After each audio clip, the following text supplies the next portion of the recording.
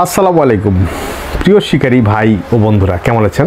আমি আনন্দের মানিক আজ হাজির হলাম পিঁপড়ার ডিম কীভাবে সঠিক পদ্ধতিতে দীর্ঘদিন সংরক্ষণ করা যায় সে বিষয় নিয়ে আলোচনা করতে। তাই ভিডিওটা না টেনে শুরু থেকে শেষ পর্যন্ত দেখুন, আশা করি আপনাদের অনেকাংশেই কাজে লাগবে। কথা না বাড়িয়ে শুরু করি সেই সোনার হরিণ পিঁপড়ার ডিম এটি নিয়ে।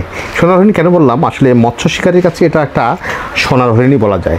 এমন কিছু কিছু সময় থাকে যেখানে আপনি সোনা কিনতে পাবেন, কিন্তু ভালো মানের সুন্দর পিঁপড়ার ডিম পাবেন না।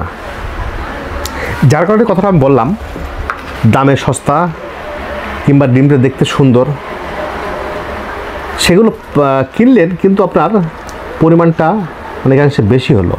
তাহলে অবশিষ্ট ডিমটা আপনি কিভাবে দীর্ঘদিন সংরক্ষণ করবেন? অথবা আপনি গাছ থেকে পাড়তে গিয়েছেন, সেখানে গিয়ে আপনার যতটুকু প্রয়োজন তার চেয়ে অনেক বেশি পরিমাণে আপনি পেয়েছেন, সেক্ষেত্রে সেই ডিমটা আপনি কী করবেন?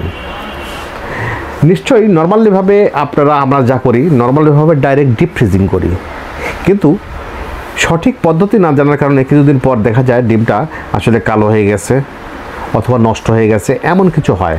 আমি আপনাদেরকে আজ ফ্রিজ ছাড়াও মাটির হাঁড়িতে করে, যাদের ফ্রিজ নেই তাদের জন্য এই ভিডিওটা বিশেষ করে মূলত তৈরি করা। ফ্রিজ ছাড়া মাটির হাঁড়িতেও যে ডিম দীর্ঘদিন টাটকা ফ্রেশ রাখা যায়, জীবন্ত রাখা যায়, সে বিষয় নিয়ে আমি আপনাদের কাছে আজকে আলোচনা করব। ভিডিওটা না টেনে শুরু থেকে শেষ পর্যন্ত দেখুন।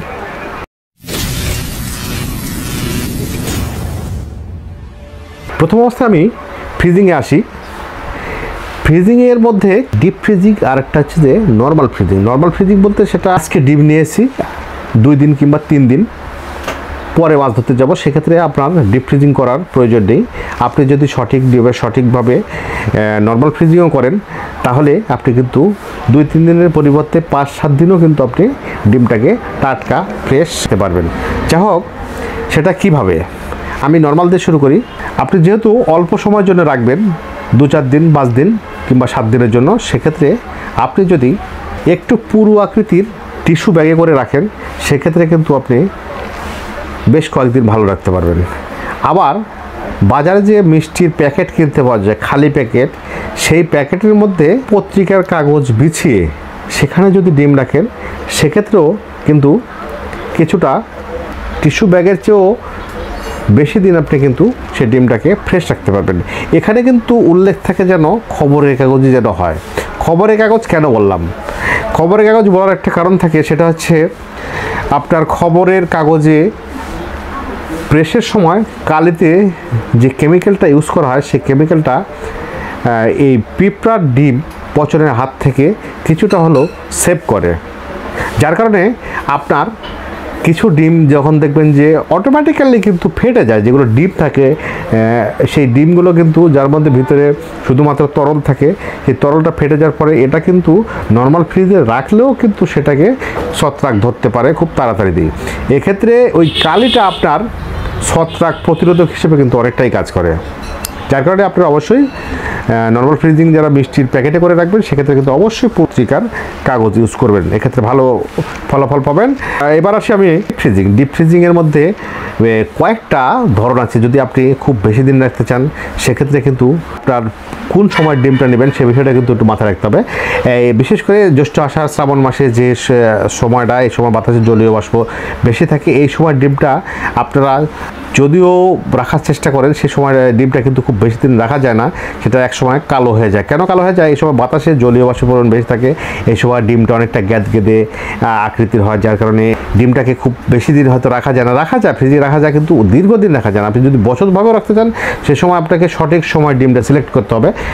যেমন আপনি যদি বিশেষ করে ভাদ্র মাসের পরে, আশ্বিন, কার্তিক, অগ্রহায়ণ, এই কয়েক মাসের ডিম যদি আপনি সংগ্রহ করেন, এই সময় বাতাসে দেখবেন যে আর্দ্র ভাবটা কম থাকে, ডিম সবসময় ঝরঝরে পরিষ্কার থাকে।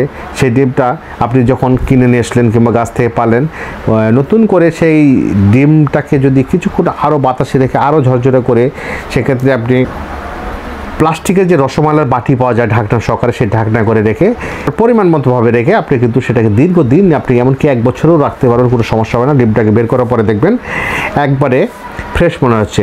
আচ্ছা, যা হোক, আপনি হাতের মাথা যদি প্লাস্টিকের বাটি না পান সেক্ষেত্রে কী করবেন? সেক্ষেত্রে আপনার করণীয় হলো আপনি পত্রিকার যে আছে সেই কাগজে করে আপনার ডিমগুলো নিয়ে নেন, তারপর সেটাকে সুন্দর করে সাইজ করে নিন যেন বেরিয়ে না আসতে পারে ডিমগুলো। তারপর সেই প্যাকেটটা আপনি এক্সট্রা নতুন কোনো পলিথিনে রেখে সেটা কিন্তু আপনি ডিপ ফ্রিজিং করতে পারবেন। এতে কিন্তু আপনি দীর্ঘদিন রাখার পরে যখন বের করবেন দেখবেন যে একবার ডিমটা ঝরঝরে মনে হবে। তারপরে এগুলো যদি কোনোটাই আপনি না পান সেক্ষেত্রে যারা গ্রামের লোক তারা সবচেয়ে ভালো পরিচিত কচু গাছ, যে কচু গাছের যে বড় আকৃতির যে পাতাগুলো পাওয়া যায়, অত বড় নয়, আপনার ডিমের পরিমাণসরে সেই পাতায় রেখে মুখটা সুন্দর করে গুছিয়ে নিয়ে আটকানোর পরে এটা যদি আবার একটা পলিথিনে রেখে ফ্রিজিং করেন সেক্ষেত্রে কিন্তু আপনি বহুদিন পর বের করার পরেও দেখবেন ডিমটা একবারে ঝরঝরে টাটকা মনে হবে। আর অনেক ভাই সরাসরি পলি ব্যাগে করে ডিমটা কিন্তু রেখে দেয়। এক সময় দেখা যায় ভাই ডিমটা যেন বরফের দোলার মতো দোলা হয়ে যায়, কী করা যায়? সেক্ষেত্রে অনেকক্ষণ বাতাস দেওয়ার পরেও সেটা দেখা যাচ্ছে গলতে চায় না। সেক্ষেত্রে ভাই আপনারা একটা কথা কাজ করবেন, আপনারা পিপি ব্যাগে রাখেন সমস্যা নেই, কিন্তু পিপি ব্যাগটা যখন মুখটা আটকাচ্ছেন অথবা সিল করছেন আগুনে পুড়িয়ে অথবা সিলার মেশিন দিয়ে, সেক্ষেত্রে একটা জিনিস খেয়াল রাখবেন, আপনার পিপিটা যেন একটু হার্ড আকৃতির অর্থাৎ শক্ত পুরু আকৃতির হয়, এবং যখন আপনি প্যাকেট করবেন সে সময় যেন প্যাকেটের ভিতরে একটু বাতাস থাকে। সে ফ্রিজে রাখার পরে আস্তে আস্তে জমে যাবে, সেই বাতাসটা কিন্তু থাকবে, কিন্তু ততক্ষণের মধ্যে দেখবেন যে আপনার ওই ঝরঝরে ডিমটা ঝরঝরে অবস্থাতে কিন্তু জমে গেছে, এতে কোনো সমস্যা হবে না। কিন্তু যদি আপনি বাতাস না দিয়ে রাখেন সেই ডিম শুরুতে রাখার সময় যে চাপ খাবে সেই চাপ অবস্থাতে সেটা পাটালি বরফের মতো হয়ে যাবে। এবার আসি সবচাইতে উপকারী যে দিকটা, সেটা হলো যাদের বাসায় কোনো কারণবশত আপনার ফ্রিজ নেই, মানে তারা কীভাবে পিঁপড়ার ডিমটাকে আপনারা দীর্ঘদিন সংরক্ষণ রাখবেন। এই ক্ষেত্রে একটা দিক আছে, যাদের বাসায় ফ্রিজ আছে তারাও কিন্তু এই পদ্ধতিটা অবলম্বন করতে পারবেন। কেন সেটা নিয়ে আমি বলছি। যাদের বাসায় ফ্রিজ নেই কিংবা আছে তারা যদি দীর্ঘদিন আপনি গাছ থেকে পারলেন যে ডিম, সেই ঠিক সেরকম ডিমটা যদি আপনারা পেতে চান তাহলে আপনাকে অবশ্যই মাটির হাঁড়িতে করেই রাখতে হবে। সেটা কেমন ধরনের? আপনার ডিমের সাইজ অনুসারে, অর্থাৎ আপনার ডিম কী পরিমাণ রাখবেন বা কতগুলো রাখবেন তার উপর বেসিস করে আপনাকে হাট থেকে বা দোকান থেকে হলেও আপনাকে নতুন মাটির হাঁড়ি কিনতে হবে। সেই এক একটা হাঁড়িতে জায়গার সাইজ অনুসারে কোনটাতে 250 গ্রাম অথবা 500 গ্রাম অথবা 1 কেজি যে পরিমাণ প্রয়োজন হয় ঠিক সেই পরিমাণ আপনি পিঁপড়ার ডিম রেখে, শুকনো ডিম কিছু পরিমাণ পিঁপড়া সহকারে আপনি যদি সেই হাঁড়িতে রাখেন তাহলে দেখবেন একটা সময়, যদিও বা কিছু কিছু পুরনো ডিমগুলো বাচ্চা হয়ে গেছে প্রায়, সেগুলো অনেক সময় বাচ্চা হয়ে যাবে, মানে বাচ্চা রাখার নিয়ে নেবে, আর কিছু কিছু যে ডাই থাকবে সেখানে দেখবেন নতুন করেও ডিম দিচ্ছে। আর এভাবে যদি আপনারা 1 সপ্তাহ থেকে 2 সপ্তাহ পর্যন্ত রাখেন সেক্ষেত্রেও কিন্তু রাখতে পারবেন। খাবার হিসেবে আপনাকে অবশ্যই সেই পাতিলের মুখে কিছুটা পাতা, অর্থাৎ যে গাছ থেকে আপনি পিঁপড়ার ডিমটা পেরেছেন সেই গাছের একটা ডাল ওই হাঁড়ির উপর রাখবেন, অবশ্যই অন্য কোনো ঢাকনা ইউজ করবেন না।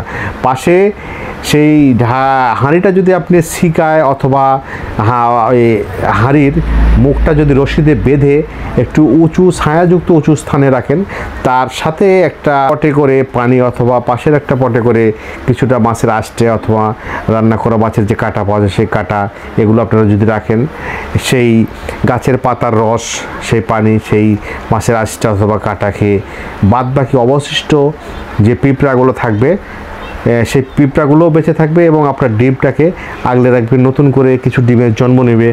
ভাবছেন যে না আমি কোনো পিঁপড়া রাখবো না, সেক্ষেত্রে আমি ভাই কী করে রাখবো? সেক্ষেত্রে আপনি পিঁপড়া না রাখলেও রাখতে পারবেন, কিন্তু আসলে পিঁপড়া সকাল রাখলে যদি আপনি 10 থেকে 15 দিন রাখতে পারেন, এক্ষেত্রে আপনি পিঁপড়া ছাড়া রাখলে হয়তো 7-8 দিন আপনি রাখতে পারবেন। এবং অবশ্যই আপনাকে মাটির নতুন হাঁড়ি হতে হবে এবং শুকনো হতে হবে। হাঁড়িতে একটা জিনিস বারবার বলছি, খেয়াল রাখবেন, হাঁড়িটা যেন একটু উঁচু স্থানে ঝোলানো যায় এবং স্থানটি যেন ঠান্ডা এবং ছায়াযুক্ত হয়। একেবারে অতিরিক্ত ঠান্ডা তা বলছি না, স্বাভাবিক যে ঠান্ডা সেটা রোদ যেন না লাগে, ঠিক এমন কোনো ক্ষতিকারক প্রাণী যেন আক্রমণ করতে না পারে, সেজন্য যথেষ্ট সেফ জায়গায় আপনাকে কিন্তু রাখতে হবে। যাই হোক বন্ধুরা, এই পদ্ধতিটা আমার মনে হয় যাদের বাসায় ফ্রিজ আছে বা নেই তারা অতিরিক্ত টাটকা ডিম চান, টাটকা ডিমের ছাড়া মাছ মারাতে আপনাদের দ্বিধা হয়, তা আপনারা সবাই কিন্তু এই মাটির হাঁড়ির পদ্ধতিটা আপনি কিন্তু ব্যবহার করতে পারেন। এক্ষেত্রে আপনার যদি অতিরিক্ত প্রচুর পরিমাণ ডিম থাকে সেক্ষেত্রে কিন্তু আপনাকে হাঁড়ির পরিমাণে কিন্তু বাড়তে, অতিরিক্ত চাপাচাপি করে কখনোই হাঁড়িতে ডিম রাখবেন না।